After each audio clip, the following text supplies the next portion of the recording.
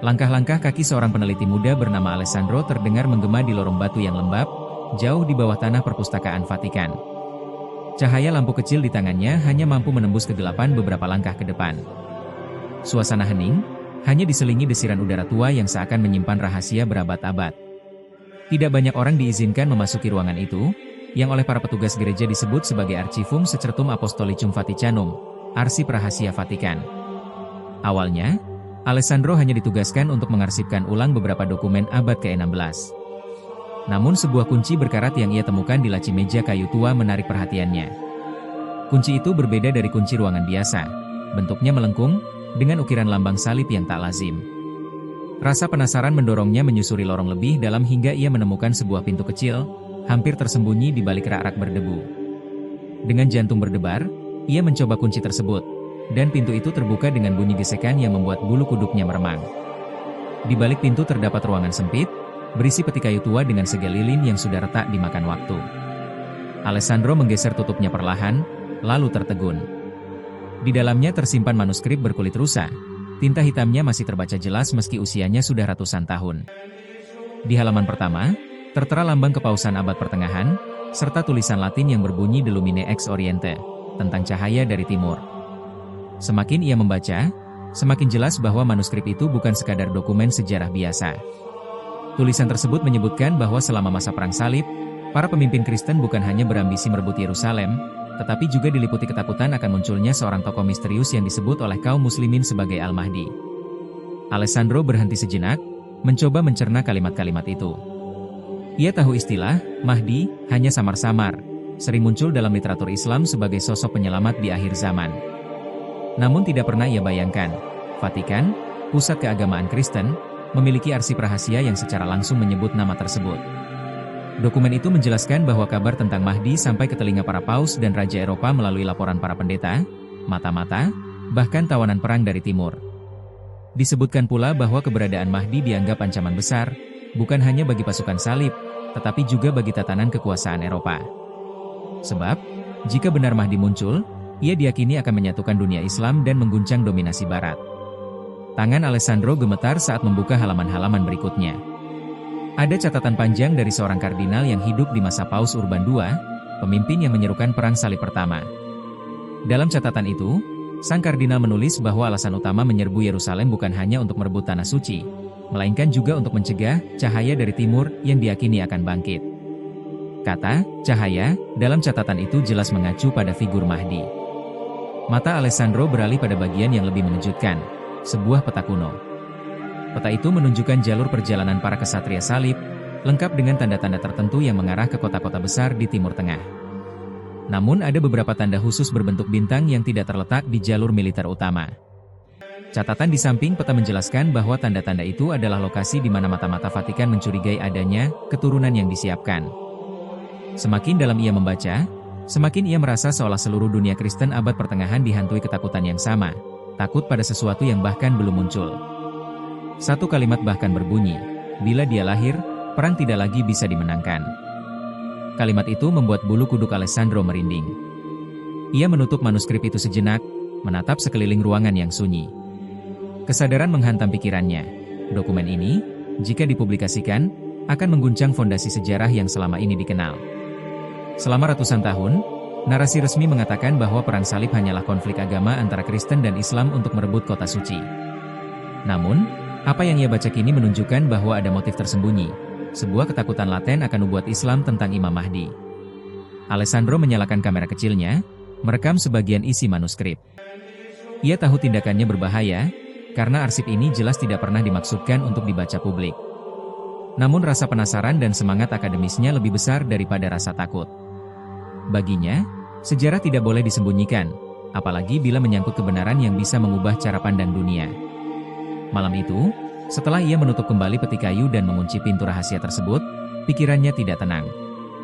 Bayangan tentang cahaya dari timur terus menghantuinya. Siapa sebenarnya Imam Mahdi? Mengapa Vatikan menyimpan catatan itu dengan sangat rahasia? Dan yang paling penting, jika semua ini benar, apa artinya bagi dunia modern sekarang, ketika tanda-tanda zaman semakin sering diperbincangkan? Pertanyaan-pertanyaan itu berputar di kepalanya, membuka awal dari sebuah misteri besar yang akan menyeretnya ke dalam pusaran konflik keagamaan, politik, dan sejarah yang selama ini ditutupi. Penemuan itu hanyalah awal dari terbongkarnya rahasia besar Vatikan tentang Imam Mahdi, sosok yang namanya bahkan mampu membuat paus dan raja-raja Eropa berabad-abad lalu diliputi rasa takut. Sejarah Perang Salib kerap digambarkan sebagai kisah pertarungan dua peradaban besar demi menguasai Tanah Suci. Akan tetapi, di balik retorika suci, terselip kecemasan mendalam yang jarang terungkap. Catatan-catatan kuno yang ditemukan Alessandro menunjukkan bahwa motivasi pasukan Barat tidak sekadar merebut wilayah, melainkan dilatar belakangi oleh bayang-bayang nubuat yang menghantui para penguasa gereja. Dokumen itu menyingkap bahwa sejak awal, para paus mendengar bisikan tentang tokoh misterius dari timur. Sosok ini diyakini kelak muncul sebagai pemimpin yang mampu menyatukan barisan Islam, mematahkan dominasi Eropa, serta menyalakan obor keadilan global. Nama yang terus berulang dalam catatan-catatan tua itu adalah Al-Mahdi. Bagi kaum Muslim, ia digambarkan sebagai cahaya penyelamat. Bagi pihak Vatikan, ia justru terlihat sebagai ancaman eksistensial. Ketakutan tersebut mendorong serangkaian kebijakan strategis. Laporan yang ditulis oleh para utusan gereja menyebutkan bahwa ekspedisi militer bukan hanya diarahkan ke kota Yerusalem, tetapi juga ke daerah-daerah yang diyakini sebagai pusat lahirnya figur yang disebut. Dengan demikian, Perang Salib bukan semata-mata ekspedisi religius, melainkan upaya pencegahan. Manuskrip abad ke-12 mencatat rapat rahasia di sebuah biara dekat Roma. Para kardinal membicarakan kabar yang dibawa tawanan dari Damaskus. Menurut kesaksian tersebut, kaum Muslim menyimpan harapan akan hadirnya seorang pemimpin keturunan Nabi yang akan menegakkan keadilan pada akhir zaman. Kesaksian itu memicu perdebatan sengit. Sebagian menyebutnya tahayul, tetapi mayoritas yakin nubuat itu dapat menggoyahkan struktur kekuasaan jika tidak diantisipasi. Dari pertemuan itulah lahir keputusan penting, mengirim mata-mata, menyebar agen, serta memetakan keturunan bangsawan Arab. Semua catatan tersebut kini tersimpan rapi di balik dinding arsip Vatikan. Tinta hitam di atas perkamen menyebutkan lokasi-lokasi strategis, dari Kufah, Baghdad, hingga Mekah, yang menjadi pusat perhatian para intelijen gereja. Alessandro membaca lembar demi lembar dengan perasaan campur aduk. Ia menemukan bahwa bahkan beberapa kesatria Templar, ordo militer yang terkenal dengan disiplin keras, ternyata dilibatkan dalam pencarian informasi mengenai garis darah tertentu. Mereka diperintahkan menyusup ke kota-kota Islam, menikah dengan penduduk lokal, dan diam-diam melaporkan kepada Vatikan mengenai keluarga yang dianggap memiliki silsilah mulia. Peta kuno lain memperlihatkan rute perjalanan rahasia. Garis-garis merah menghubungkan kota suci dengan jalur pelayaran ke Laut Tengah. Setiap tanda di peta memuat kode, bintang, salib kecil, atau lingkaran. Catatan samping menjelaskan bahwa simbol bintang merujuk pada lokasi di mana kemungkinan munculnya keturunan yang diyakini terkait dengan Imam Mahdi. Dengan kata lain, Vatikan menyimpan data genealogis jauh lebih lama daripada yang pernah diketahui publik.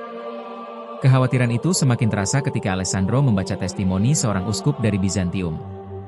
Ia menulis, jika pemimpin itu lahir, maka seluruh bangsa timur akan bersatu. Tak ada benteng, tak ada kerajaan, tak ada kaisar yang mampu menghentikan gelombangnya. Kata-kata itu bukan sekadar ramalan, melainkan pengakuan jujur bahwa Eropa sadar betapa rapuhnya pertahanan mereka di hadapan sosok yang diyakini datang membawa perubahan besar. Dalam lembar berbeda, terdapat catatan dari Paus Gregorius IX yang memerintahkan pencarian cahaya yang tersembunyi.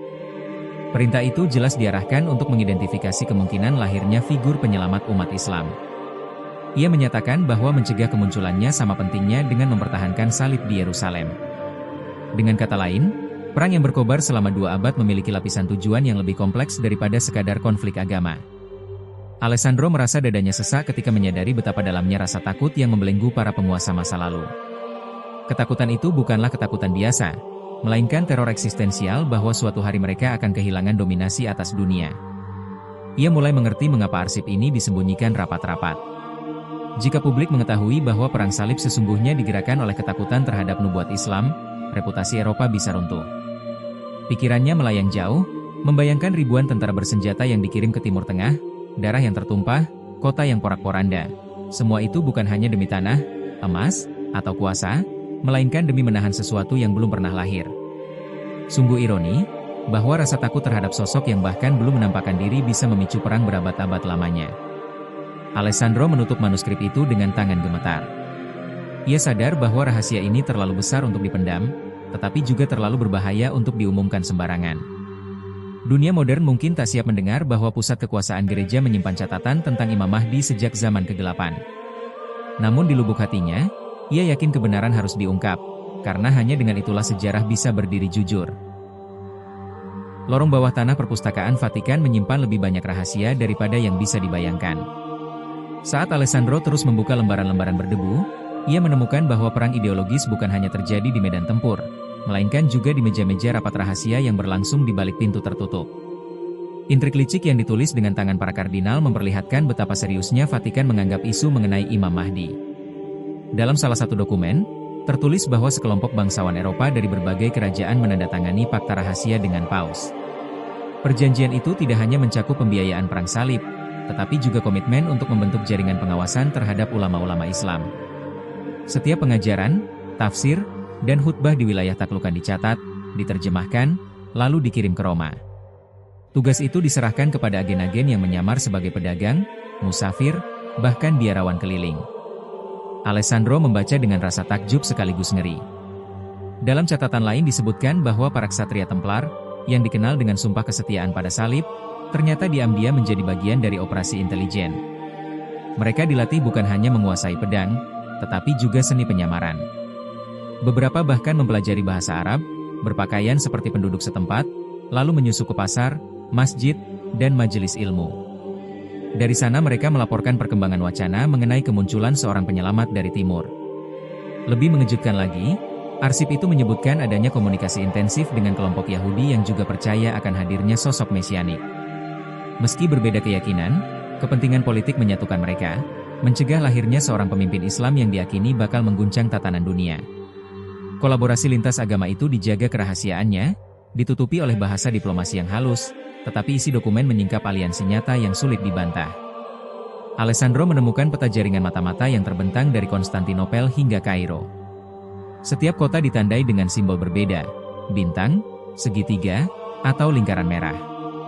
Keterangan di sampingnya menjelaskan kode tertentu, bintang untuk lokasi ulama berpengaruh, segitiga untuk pusat perdagangan yang menyimpan informasi, dan lingkaran merah menandai wilayah yang dicurigai sebagai tempat lahirnya garis keturunan mulia.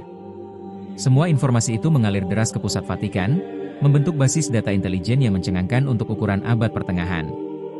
Di salah satu perkamen lain, terdapat transkrip percakapan Paus dengan seorang utusan rahasia dari Prancis. Teks itu menunjukkan bagaimana Paus menekankan pentingnya mengendalikan narasi sejarah. Ia memerintahkan agar literatur Islam yang menyebut nama Imam Mahdi dibakar atau setidaknya ditarik dari peredaran. Perintah ini dijalankan secara sistematis. Setiap manuskrip yang jatuh ke tangan tentara salib disortir, kemudian sebagian dimusnahkan, sebagian lain diam-diam dikirim ke Roma untuk diteliti. Bahkan ada catatan yang lebih ekstrim, operasi penculikan. Beberapa tokoh muda keturunan Arab yang dicurigai memiliki silsilah tertentu diculik secara diam-diam, lalu dibawa ke benteng Eropa. Identitas mereka dihapus, dan sebagian tidak pernah kembali. Arsip itu mencatat dengan dingin daftar nama, umur, serta lokasi penangkapan. Alessandro merasakan bulu kuduknya berdiri saat membaca daftar itu, karena menyadari bahwa penderitaan keluarga-keluarga Muslim kala itu bukan hanya akibat perang terbuka, melainkan juga konspirasi terselubung. Aliansi ini bahkan meluas hingga ke jalur perdagangan. Para pedagang Genoa dan Venesia, dengan kapal-kapalnya yang menguasai Laut Tengah, turut diminta menjadi mata telinga. Mereka mencatat cerita-cerita dari pelaut Muslim, melaporkan percakapan yang terdengar di pelabuhan, lalu menyerahkannya kepada agen Vatikan. Setiap desas-desus tentang tanda-tanda akhir zaman dilaporkan, tak peduli seberapa kecil kabar itu. Alessandro menghela napas panjang. Baginya, intrik ini bagaikan jaringan laba-laba raksasa yang menjerat hampir seluruh peradaban abad pertengahan. Tak hanya raja dan paus, melainkan juga pedagang, kesatria, hingga ulama bayaran ikut menjadi pion dalam permainan yang lebih besar. Semua bergerak karena rasa takut pada sosok yang bahkan belum muncul di dunia nyata. Di ujung catatan, Alessandro menemukan sebuah kalimat menakutkan yang ditulis dengan tinta merah. Jika cahaya dari timur tak bisa dipadamkan, maka Eropa akan jatuh dalam kegelapan. Kalimat itu menegaskan bahwa seluruh strategi, pengorbanan, dan darah yang tertumpah adalah hasil dari obsesi untuk menghalangi sesuatu yang diakini tak terelakkan. Kini, dengan bukti di tangannya, Alessandro sadar bahwa sejarah resmi yang dipelajari dunia hanyalah permukaan. Di bawahnya, terdapat aliran rahasia yang membentuk arah peradaban. Intrik Vatikan dan aliansi tersembunyi bukan sekadar episode sejarah, melainkan bagian dari skema panjang yang mempengaruhi jalannya peradaban manusia.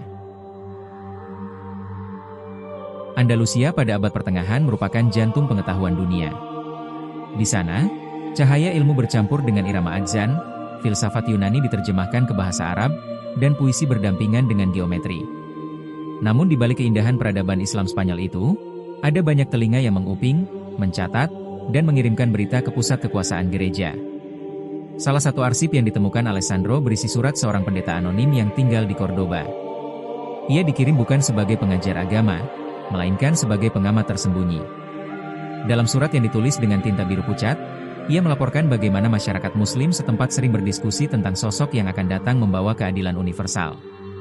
Mereka menyebutnya Al-Mahdi, keturunan Nabi terakhir, yang diyakini akan muncul di masa penuh kekacauan. Pendeta itu menggambarkan atmosfer kota dengan detail memukau. Ia menulis tentang pasar-pasar penuh rempah, perpustakaan raksasa dengan rak-rak menjulang, serta masjid megah yang dipenuhi ulama. Namun di sela-sela keramaian itu, ia menyimak percakapan para fukaha, saudagar, bahkan petani sederhana yang sama-sama menaruh keyakinan pada nubuat tersebut. Mereka menantikan pemimpin yang akan menegakkan keadilan, meski seluruh dunia bersekongkol melawannya, tulisnya dengan nada khawatir. Catatan itu kemudian diteruskan ke Roma. Bagi Vatikan, surat ini menjadi bukti nyata bahwa keyakinan akan datangnya Mahdi bukan hanya isu di timur, tetapi juga menyebar luas ke barat Islam. Keyakinan itu bahkan meresap ke seluruh lapisan masyarakat, dari ilmuwan hingga rakyat jelata. Hal tersebut menimbulkan kecemasan besar, karena keyakinan kolektif semacam itu dapat menjadi bahan bakar pemberontakan terhadap dominasi Eropa. Lembar lain dari surat itu berisi pengakuan yang lebih mengejutkan. Pendeta tersebut mengaku pernah menghadiri sebuah majelis ilmiah di Granada. Dalam majelis itu, seorang ulama muda menjelaskan tanda-tanda kemunculan Mahdi berdasarkan hadis-hadis Nabi. Ulama itu berkata dengan penuh keyakinan bahwa saat dunia dipenuhi ketidakadilan, maka Allah akan mengutus pemimpin mulia untuk mengembalikan keseimbangan. Pendengar terharu, sebagian meneteskan air mata, dan ruangan dipenuhi bisikan doa. Pendeta itu menulis, "Aku merasa berada di tengah gelombang keyakinan yang tak mungkin dipatahkan dengan pedang." Alessandro membaca surat itu dengan perasaan bergetar. Baginya, kesaksian ini lebih berharga daripada laporan militer. Ia menyadari bahwa kekuatan Islam pada masa itu bukan hanya karena pasukan, melainkan juga karena harapan spiritual yang menyatukan jiwa-jiwa umat. Harapan itu menyalakan api keberanian, membuat orang berani berkorban demi cita-cita yang belum nyata. Di bagian akhir surat, pendeta tersebut menulis saran kepada atasannya di Roma. Ia memperingatkan bahwa jika doktrin Mahdi terus tumbuh tanpa pengawasan, maka pada suatu hari bisa muncul gerakan besar yang mengguncang seluruh Eropa. Oleh karena itu, ia menyarankan agar Vatikan memperbanyak mata-mata di Andalusia, menyusupkan agen ke madrasah, dan mengawasi ulama yang dianggap karismatik. Jika kita tidak segera bertindak, kita akan menghadapi badai yang tak terbendung, tulisnya. Vatikan menanggapi serius laporan itu. Dokumen yang dibaca Alessandro mencatat bahwa setelah surat itu tiba, sejumlah kebijakan baru diterapkan. Beberapa ordo biarawan diperintahkan pindah ke Sevilla, Toledo, dan Malaga dengan dalih menyebarkan Injil, padahal tugas utama mereka adalah mengawasi denyut kehidupan Islam. Perpustakaan yang menyimpan literatur tentang nubuat mulai diawasi ketat, sebagian naskah yang menyebut nama Mahdi diam-diam dibakar. Yang lebih mengejutkan, arsip juga menunjukkan adanya pertemuan antara pejabat gereja dengan penguasa Kristen setempat di utara Spanyol. Mereka membahas strategi menahan pengaruh keyakinan Mahdi. Salah satu strategi itu adalah menciptakan propaganda melalui khotbah gereja bahwa nubuat tersebut hanyalah mitos, serta menekankan bahwa dunia akan berakhir hanya dengan kedatangan Kristus. Namun meskipun propaganda itu gencar, dokumen melaporkan bahwa kaum muslim tetap teguh dengan keyakinannya. Alessandro menutup surat itu dengan napas berat. Ia merasa seakan mendengar suara masa lalu bergema di telinganya, suara orang-orang Andalusia yang dengan lantang menyatakan keyakinan mereka pada seorang pemimpin akhir zaman.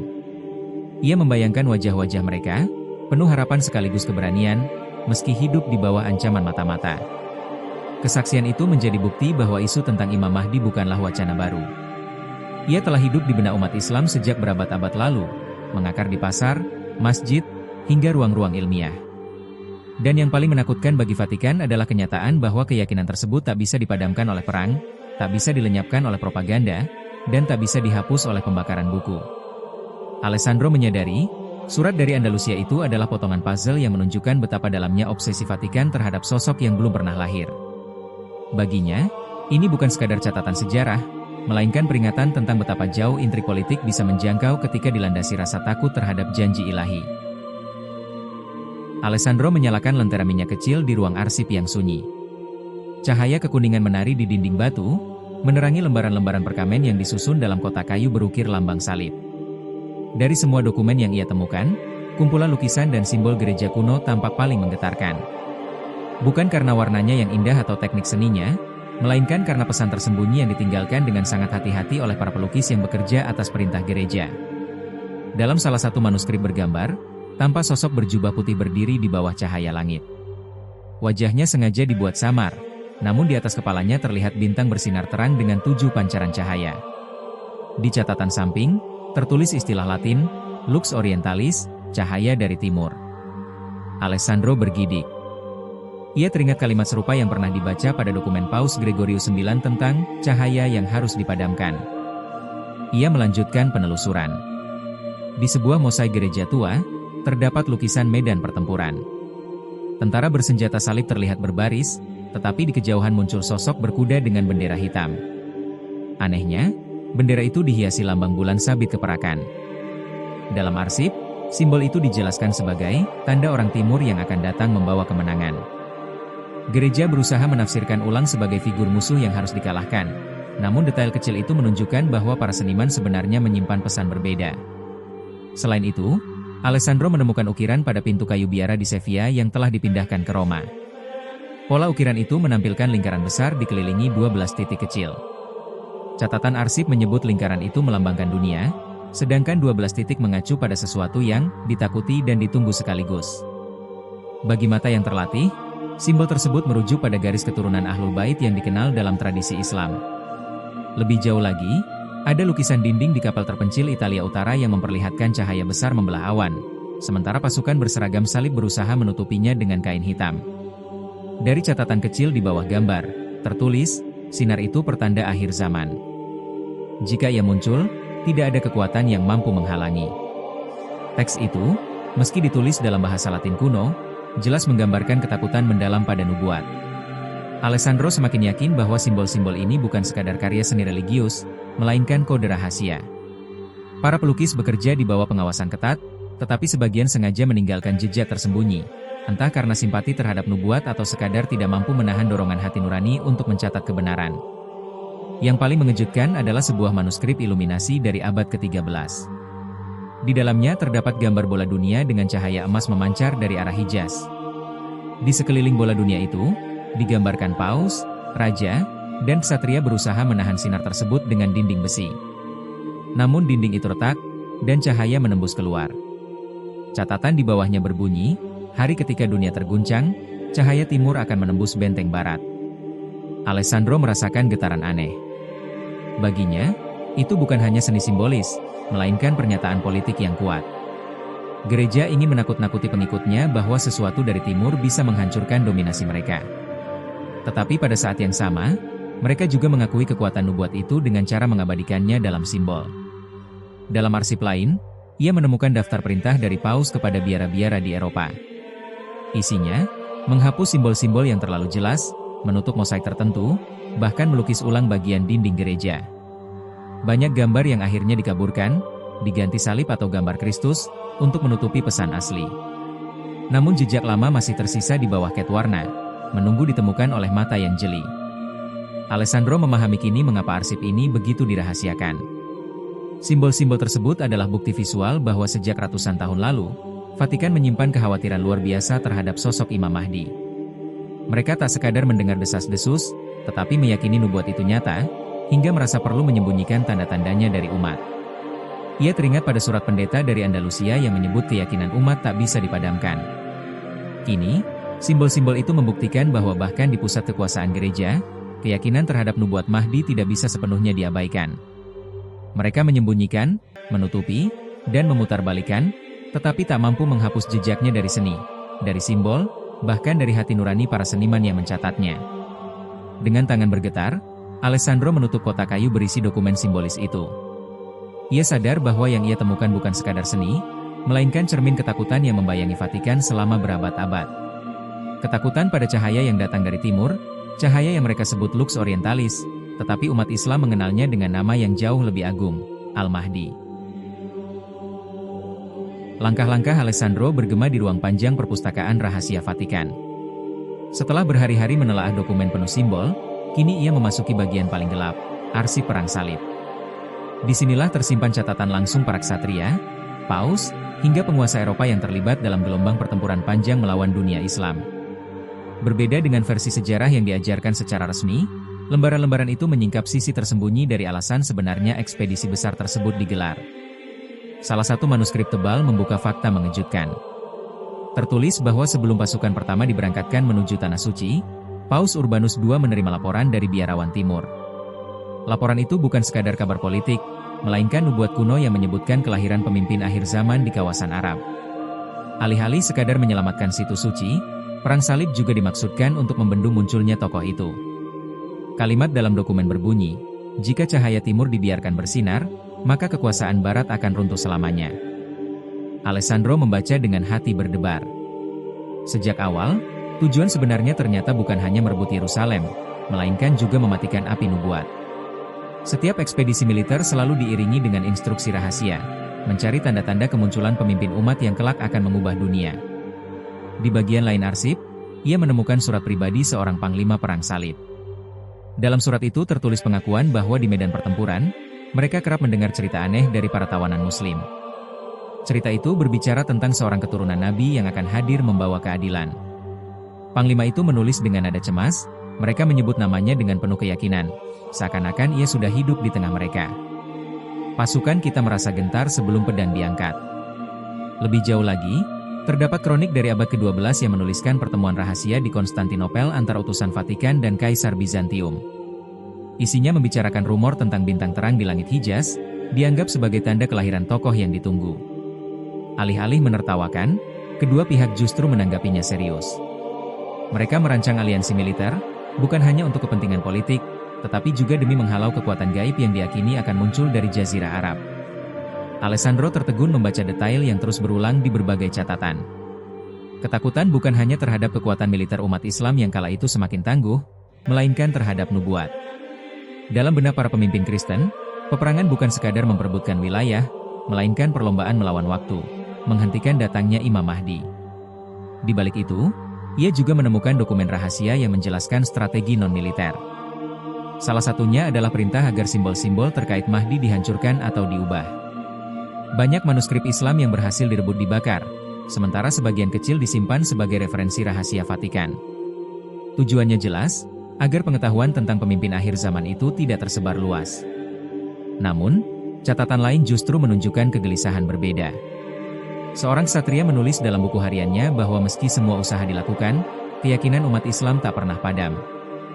Bahkan di tengah kehancuran kota dan pembantaian, mereka tetap menyebut-nyebut nama Mahdi dengan penuh harapan. Ksatria itu mengakui, semakin keras kita mencoba membungkam, semakin kuat keyakinan mereka tumbuh. Alessandro merasakan dorongan kuat dalam dirinya. Semua bukti ini membentuk gambaran jelas, perang salib ternyata digerakkan oleh lebih dari sekadar ambisi duniawi.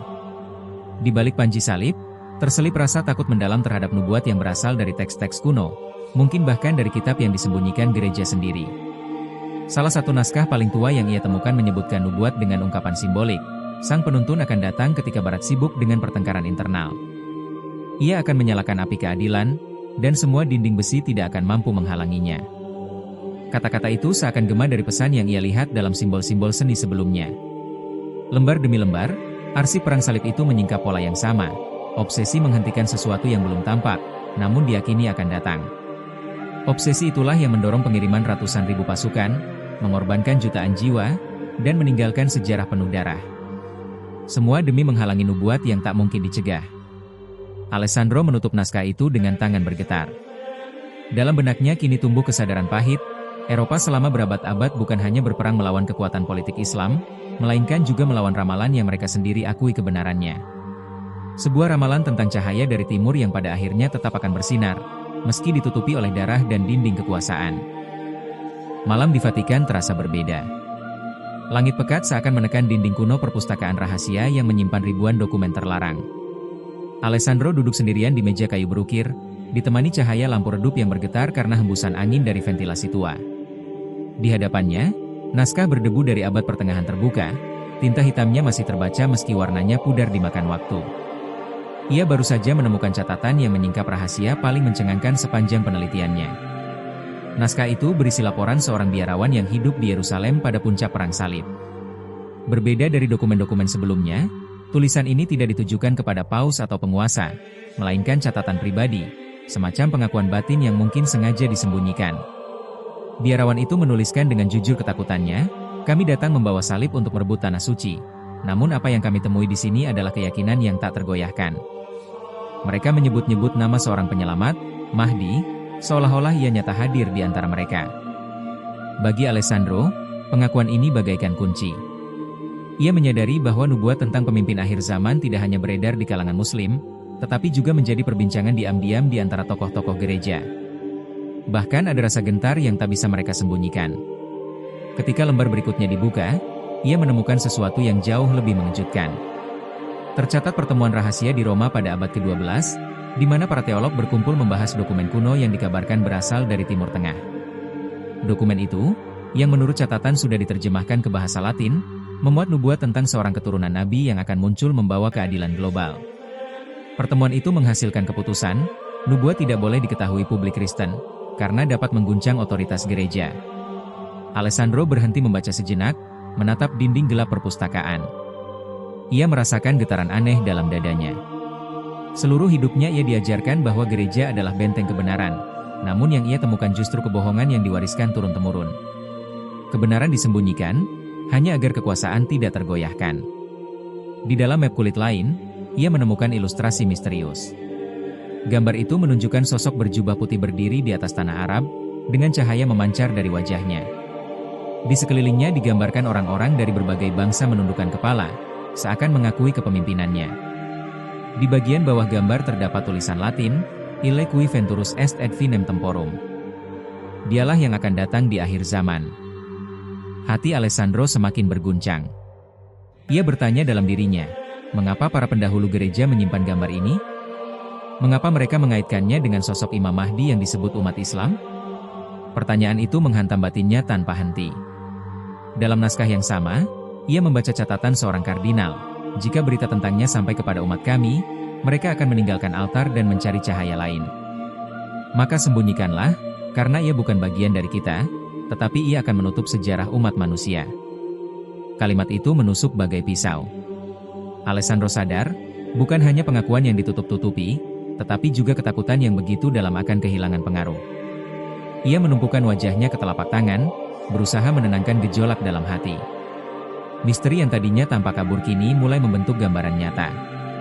Perang salib, pengumpulan manuskrip, bahkan penyimpanan arsip rahasia selama berabad-abad, semuanya berputar di sekitar figur yang sama, Imam Mahdi. Tatapannya jatuh pada sebuah kotak kecil terbuat dari besi berkarat di sudut rak. Rasa penasaran menuntunnya membuka kotak itu. Di dalamnya, terdapat potongan perkamen dengan simbol aneh. Setelah diperhatikan lebih seksama, ternyata simbol itu menyerupai peta, memperlihatkan rute perjalanan dari Eropa menuju Hijaz. Peta itu ditandai dengan simbol bintang bersinar di Makkah. Tulisan di bawahnya menyebutkan, di sana rahasia akan terungkap. Punggung Alessandro merinding. Semua bukti ini seolah menyampaikan pesan, Imam Mahdi bukan sekadar legenda umat Islam, melainkan figur nyata yang keberadaannya bahkan ditakuti oleh para pemimpin gereja berabad-abad lalu. Ia bersandar di kursi, matanya terpejam, mencoba memahami arti dari semuanya. Tabir misteri kini terbuka sedikit demi sedikit. Perang, politik, bahkan dogma agama tampak kecil dibandingkan kebenaran yang ia hadapi. Ia sadar, apa yang ia pegang bukan sekadar sejarah, melainkan rahasia besar yang sengaja dikubur agar dunia tidak mengetahuinya. Dan kini, misteri itu berada di tangannya. Langkah Alessandro meninggalkan lorong arsip bagaikan perjalanan keluar dari perut bumi. Nafasnya berat, dadanya sesak, seolah setiap dokumen yang ia baca menambah beban ratusan tahun dusta. Malam di Vatikan begitu hening, hanya dentang jam menara yang terdengar memecah keheningan. Tetapi di kepalanya, riuh bisikan sejarah yang ia buka kembali terus bergema. Ia membawa salinan catatan, peta rahasia, serta ilustrasi misterius yang menggambarkan sosok Imam Mahdi. Semuanya kini berada di tas kulit usang yang ia genggam erat. Ketika melewati jendela kaca patri, cahaya bulan menembus masuk, menyorot wajahnya yang penuh kegelisahan. Alessandro sadar, penemuan ini terlalu besar untuk disimpan seorang diri. Namun, kebimbangan menahannya. Bila ia mengungkapkan kepada publik, reputasi Vatikan akan hancur. Seluruh tatanan doktrin runtuh, kepercayaan umat terguncang. Tetapi bila disimpan, kebenaran tetap terkubur, dunia terus berjalan dalam gelap. Pertanyaan itu menghantui pikirannya, membuat langkahnya semakin berat. Di kamarnya, ia menyalakan lilin, membuka ulang salinan naskah kuno. Kata-kata Latin yang tertulis di sana seakan hidup, dialah yang akan datang di akhir zaman, membawa keadilan bagi seluruh bumi. Alessandro merasakan getaran halus di sekujur tubuh. Ia paham, sosok ini bukan hanya keyakinan Islam, melainkan tokoh universal yang ternyata diakui bahkan oleh para pemimpin gereja berabad-abad lalu. Ia teringat pada buku harian biarawan yang dibacanya, tentang bagaimana pasukan salib diliputi ketakutan hanya mendengar nama Mahdi. Bagi Alessandro, itu bukan sekadar kisah lama. Itu bukti bahwa kebenaran tak pernah bisa dipadamkan, meski dilawan dengan pedang, api, dan propaganda. Malam semakin larut. Alessandro menatap salib kecil di mejanya, lalu menoleh pada lembaran yang menyebut Imam Mahdi. Dua dunia bertabrakan di hadapannya, warisan gereja dan kenyataan sejarah. Hatinya berperang hebat. Ia bertanya dalam hati, adakah yang berani menerima kenyataan pahit ini? Bahwa gereja menyembunyikan nubuat yang seharusnya diketahui seluruh umat manusia? Tiba-tiba, angin kencang masuk melalui jendela terbuka, membuat lilin bergoyang dan hampir padam. Alessandro merasa seakan ada tanda. Ia menutup semua dokumen, lalu bertekad, rahasia ini tidak boleh mati bersama dirinya. Ia harus menuliskannya dalam bahasa yang bisa dipahami dunia modern. Hari-hari berikutnya, ia mulai mengetik naskah panjang. Setiap kalimat ditulis dengan penuh hati-hati, menyusun kembali potongan sejarah yang tersebar di arsip Vatikan. Ia menyingkap bahwa perang salib bukan hanya perebutan tanah suci, melainkan juga misi membendung kemunculan pemimpin akhir zaman. Ia menegaskan bahwa ketakutan gereja terhadap Imam Mahdi begitu besar hingga mereka rela menumpahkan darah tak terhitung jumlahnya. Saat menulis, Alessandro merasa dadanya lega. Seakan-akan setiap kata yang ia ketik membebaskannya dari belenggu kebohongan berabad-abad. Ia sadar, risikonya sangat besar. Vatikan pasti tidak akan tinggal diam bila rahasia ini terbongkar. Namun, baginya kebenaran lebih berharga daripada keselamatan pribadi. Ketika naskah hampir selesai, ia menambahkan kalimat penutup, kebenaran bukan milik satu agama. Imam Mahdi adalah janji keadilan yang diakui lintas sejarah. Jika dunia ingin bebas dari kegelapan, maka cahaya itu harus diterima, bukan ditakuti. Tangannya gemetar, air mata mengalir. Ia tahu, kalimat itu akan menggetarkan dunia. Dokumen yang ia susun bukan hanya penelitian, melainkan bom sejarah yang mampu mengguncang fondasi peradaban barat. Di luar kamarnya, lonceng besar berdentang menandai fajar. Alessandro menatap cahaya matahari pertama yang menyelinap ke balik dinding batu tebal. Pagi itu, ia merasa seperti manusia baru. Ia tak lagi hanya seorang peneliti, melainkan saksi yang diberi amanah untuk menyampaikan rahasia terbesar dalam sejarah Vatikan. Keputusan sudah diambil. Ia akan mengirim naskah itu keluar, melewati pagar-pagar besi, melewati sensor, dan sampai ke tangan dunia. Ia tidak tahu apakah dirinya masih punya waktu panjang setelah itu. Namun, satu hal pasti, ia telah membuka tabir yang disembunyikan berabad-abad.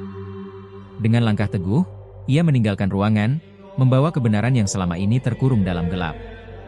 Kini, kebenaran itu siap menyinari seluruh bumi.